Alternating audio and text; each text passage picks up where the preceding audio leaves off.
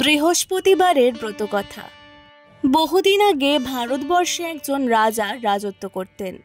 রাজা যেমন পরাক্রমী ছিলেন তেমনই ছিলেন দানী। দেবদ্বিজে তার খুবই ভক্তি ছিল। পরের দুঃখে সদাই তার প্রাণ কাঁদত। কোনো প্রার্থী তার কাছ থেকে বিমুখ হয়ে ফিরে যেতেন না। রোজ তিনি মন্দিরে গিয়ে দেব দর্শন করতেন। প্রজাদের নিজের সন্তানের মতোই ভালোবাসতেন। তার দরজা থেকে কোনো প্রার্থী বিমুখ হয়ে ফিরে যেত না। এই রাজা প্রতি বৃহস্পতিবার দেবগুরু বৃহস্পতির ব্রত করতেন।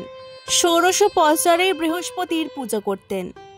ব্রাহ্মণ গুরু অতিথিকে তৃপ্তি সহকারে ভোজন করাতেন।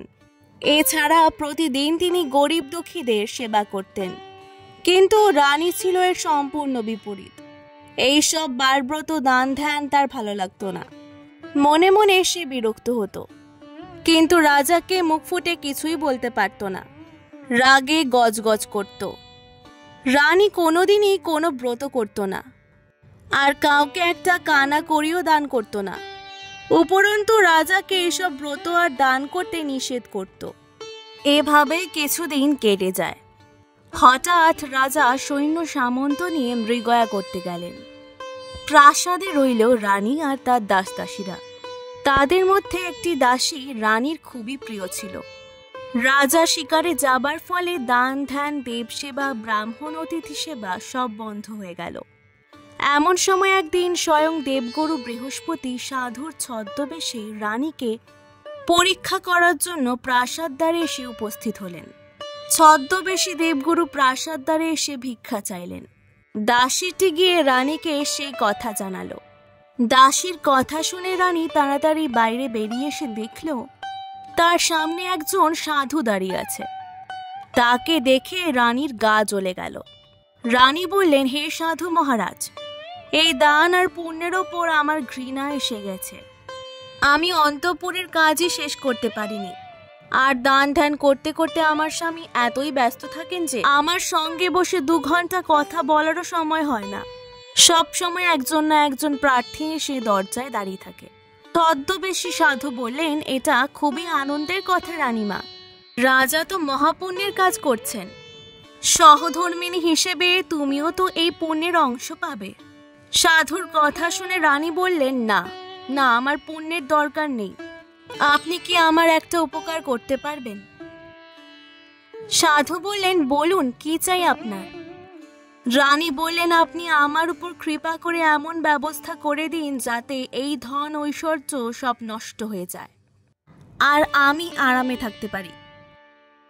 রানীর কথা শুনে সাধু আশ্চর্য হয়ে বললেন, হে দেবী, আপনি তো বিচিত্র মানুষ দেখছি।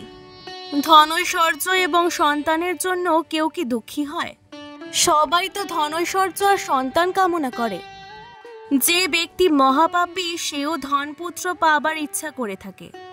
তাছাড়া যদি আপনার কাছে ধনৈশ্বর্য বেশি থাকে, তাহলে ক্ষুধার্ত মানুষদের তৃপ্তি সহকারে ভোজন করান। বস্ত্রহীনকে বস্ত্র, ক্ষুধার্তকে অন্ন, নির্ধনকে ধন দান করুন। ধর্মশালা তৈরি করে দিন। পুকুর, পুষ্করিণী, সরোবর, কুয়া, বাগান নির্মাণ করে দিন। গরিব লোকের অবিবাহিত কন্যার বিবাহ দিন এবং নানান প্রকার যাগযজ্ঞাদি করান। এইসব কাজের ফলে আপনার বংশ উজ্জ্বল হবে এবং পরলোকে স্বর্গলাভ করবেন। রানী কিন্তু সাধুর কথায় খুশি হলো না। সে বললে, সন্ন্যাসী ঠাকুর, আমার এই রকম অর্থের প্রয়োজন নেই, কারণ যে ধনৈশ্বর্য মানুষকে দান করতে হবে, আমাকে শুধু নাড়াচাড়া করতে হবে আর রক্ষা করতে হবে। সেরকম অর্থের কি প্রয়োজন? সন্ন্যাসী বললেন, মহারানী, আপনার যদি প্রকৃতই সে ইচ্ছা হয় তাহলে তাই হবে। আমি বলে যাচ্ছি আপনাকে, যেসব কথাগুলো বললাম সেগুলো করবেন, তাহলেই আপনার ইচ্ছা পূর্ণ হবে। সাধুর কথা শুনে রানী আনন্দিত হয়ে বললেন, বলুন সন্ন্যাসী মহারাজ, কি করলে আমার ধনৈশ্বর্য নষ্ট হয়ে যাবে? সন্ন্যাসী বললেন, মহারানী, বৃহস্পতিবারে ঘরে গোবর লিপ্ত করবেন, মাথার উকুনাদি পরিষ্কার করবেন, মাথা ঘষবেন, ঠিক সময়ে স্নান না করে বাসি কাপড়ে থাকবেন, রাজাকে ক্ষৌরকার্য করতে বলবেন, মাছ মাংস মাদক দ্রব্য আহার করবেন, ধোপাকে কাপড় কাচতে দেবেন, এইভাবে 7 বৃহস্পতিবার করলেই আপনার সমস্ত ধনৈশ্বর্য নষ্ট হয়ে যাবে। এই কথা বলে ছদ্মবেশী বৃহস্পতিদেব প্রাসাদ দ্বার থেকে অন্তর্ধান হয়ে গেলেন। এইদিকে রানী সাধুর কথা মতো বৃহস্পতিবারে সব নিষিদ্ধ কাজগুলি করতে শুরু করে দিল। 7 বৃহস্পতিবারও অপেক্ষা করতে হলো না। 3 বৃহস্পতিবারের মধ্যেই রাজার ধনৈশ্বর্য সব নষ্ট হয়ে গেল। অবশেষে এমন অবস্থা হলো যে রাজা রানীর আহার জোটে না। কোনোদিন উপবাসে থাকতে হয়, আবার কোনোদিন আধপেটা খেয়ে থাকতে হয়। ক্ষুধার জ্বালায় রাজা রানী খুব কাতর হয়ে পড়লেন। সাংসারিক ভোগে দুঃখিত হয়ে রাজা একদিন রানীকে বললেন, মহারানী, তুমি এখানে থাকো, আমি বরং অন্য দেশে যাই। কারণ এখানে তো সবাই আমাকে চেনে, সেজন্য এখানে কোনো কাজকর্ম করতে পারবো না। এখানে থাকলে কারো কাছে ভিক্ষা করেও খেতে পারবো না, অনাহারে মরতে হবে। তার চেয়ে তুমি এখানে থাকো, আমি অন্য দেশে যাচ্ছি। এই বলে রাজা চলে গেলেন। রাজ্য ছেড়ে রাজা চলে গেলেন বহুদূরে। সেখানে কাঠুরেদের সঙ্গে জঙ্গলে কাঠ কেটে নিয়ে আসতে লাগলেন, আর শহরে বিক্রি করে যা পেতেন তাই দিয়ে কোনো ক্রমে জীবন কাটাতে লাগলেন। এদিকে রানী অন্তঃপুরে দুঃখের জ্বালায় জ্বলতে লাগলো। সব দাস দাসীরা অন্তঃপুর ছেড়ে চলে গেল। শুধুমাত্র রানীর প্রিয় দাসীটি রইল রানীর কাছে। রানী যেদিন কিছু জোগাড় করতে পারত সেদিন দুজনে ভাগ করে খেত, আর যেদিন কিছুই পেত না সেদিন উপবাস থাকত। কোনোদিন আবার শুধু জল খেয়েই তাদের দিন কাটতে লাগলো। অবশেষে এমন অবস্থা হলো যে রানী আর দাসীর 7 দিন শুধু জল ছাড়ার কিছু জুটল না। ক্ষুধার জ্বালায় তারা ছটফট করতে লাগলো। শেষ পর্যন্ত রানী ক্ষুধার জ্বালা সহ্য করতে না পেরে দাসীকে বললে, পাশের শহরে আমার বোন থাকে, সে বেশ ধনবতী, তার প্রচুর ধনৈশ্বর্য আছে। তুই তার কাছে যা আর তার কাছ থেকে কিছু চাল ডাল চেয়ে নিয়ে আয়, তাতে কিছুদিন অন্তত চলবে। রানীর আদেশ পেয়ে দাসী গেল রানীর বোনের কাছে। রানীর বোন সেই সময় বৃহস্পতিবার ব্রত পূজা করছিল, কারণ সে দিনটি ছিল বৃহস্পতিবার। দাসী তার কাছে কিছু চাল ডাল চাইল। রানীর বোন কিন্তু কোনো উত্তর দিল না। দাসী বারবার তাকে চাইতে লাগলো, কিন্তু রানীর বোন কোনো উত্তর দিল না, কারণ সে তখন বৃহস্পতিবারের ব্রত কথা শুনছিল এক মনে। রানীর বোন কোনো উত্তর দিল না দেখে দাসী অত্যন্ত দুঃখিত হয়ে গেল। সে রাগ করে ফিরে এলো রানীর কাছে। রানীর কাছে এসে দাসী বলে, রানীমা, আপনার বোন খুবই অহংকারী, সে আমাদের মতো গরিব মানুষের সঙ্গে কথাও বলে না। আমি তাকে বারবার কিছু চাল ডাল চাইলাম, কিন্তু সে কোনো উত্তরই দিলে না, তাই আমি রাগ করে চলে এসেছি। দাসীর কথা শুনে রানী বললে, দাসী, এতে তার কোনো দোষ নেই। যখন মানুষের দুঃখের সময় আসে তখন কেউ তাকে সাহায্য করতে এগিয়ে আসে না। ভালো এবং মন্দ সময়ের কথা বাতাসে রটে যায়। ভগবানের যা ইচ্ছা তাই হবে। এসবই আমার ভাগ্যের দোষ। পিছনেই আসতে তার বোন অর্থাৎ রানীর বোন বললে, ভগ্নী, দুঃখ করো না।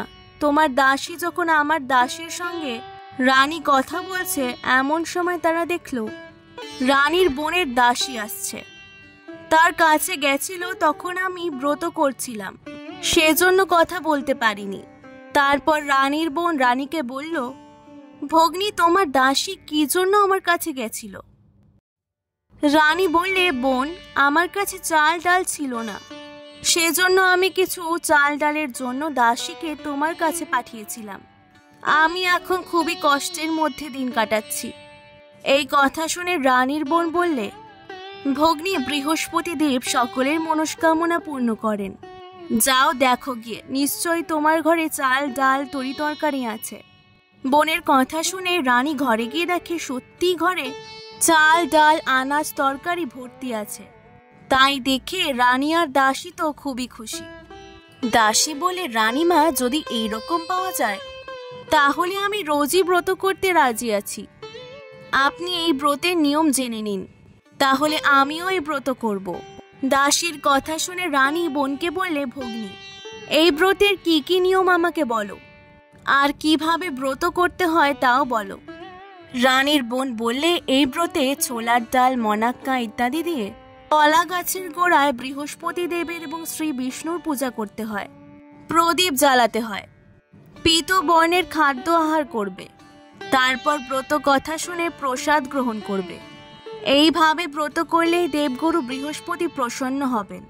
তিনি ব্রতকারীর সকল মনোবাসনা পূরণ করেন, পুত্র কন্যা এবং ধনৈশ্বর্য গৃহে পূর্ণ করেন। বোনের কথা শুনে রানী আর দাসী এই ব্রত করবার ইচ্ছা করলে আর প্রতি বৃহস্পতিবারে ভক্তি সহকারে ব্রত করতে লাগলো। যথা নিয়মে তারা ছোলার ডাল দিয়ে কলা গাছের গোড়ায় শ্রী বিষ্ণুর পূজা করতে লাগলো।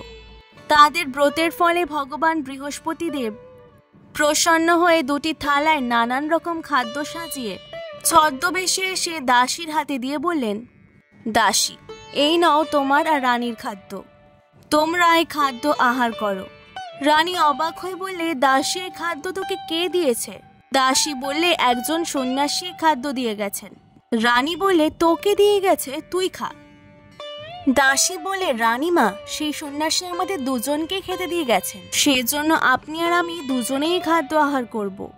তখন রানী আর দাসী ভগবানকে নমস্কার করে আহার করলে আর প্রত্যেক বৃহস্পতিবারে বিষ্ণু পূজা আর বৃহস্পতিবারের ব্রত করতে লাগলো।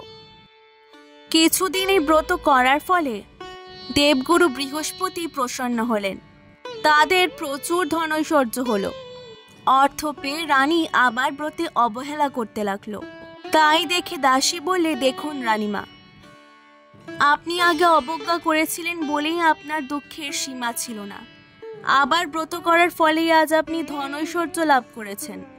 অনেক কষ্টের পর আবার আপনি বৃহস্পতি দেবের কৃপা লাভ করেছেন। তাই বলছি, ভক্তি ভরে ব্রত করুন।